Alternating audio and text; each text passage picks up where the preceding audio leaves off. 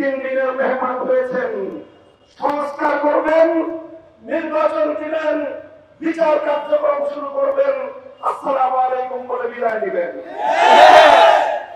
আপনাদেরকে এদেশের বছরের পর বছরের জন্য এইভাবে নীতিনির্ধারণী, জাতীয় ভাগ্য নির্ধারণী সিদ্ধান্ত গ্রহণ করবার অধিকার কে দিয়েছে?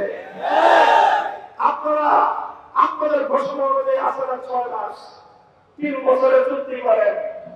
এদেশের আমাদের মানুষের কাঁধের উপর, জনগণের কাঁধের উপর পাথর চাপিয়ে দিয়ে যেতে চান।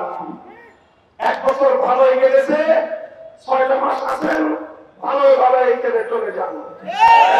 নির্বাচনের ব্যবস্থা করেন, জাতির কাঙ্ক্ষিত সংস্কার বাস্তবায়ন করেন, ফাঁসিবাদের বিচার ত্বরান্বিত করেন, খুনিদের জন্য ফাঁসি কাষ্ঠ নির্মাণ করার প্রস্তুতি নেন। আমাদের প্রশ্ন, বাংলাদেশের দীর্ঘায়ু হত্যাকাণ্ড হলো 2013 সালের সরকার গণহত্যা চালিয়েছে সরকার।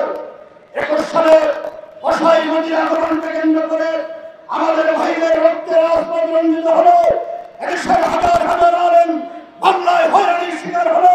2000 নদীর গ্রাম জেলে বন্দীদের জুলাই বিপ্লবের সময় আমাদের সন্তানরা আজকে যেভাবে গণহত্যার শিকার হয়েছেন, তখন এই মানবাধিকার কমিশন কোথায় গিয়েছিল? সুতরাং জান মে কুছ কালা হয়।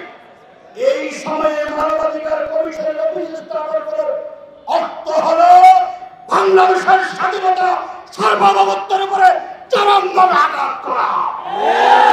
এটা ভারতীয় চক্রান্ত, তা বাস্তবায়ন হতে যাবে না ইনশাআল্লাহ।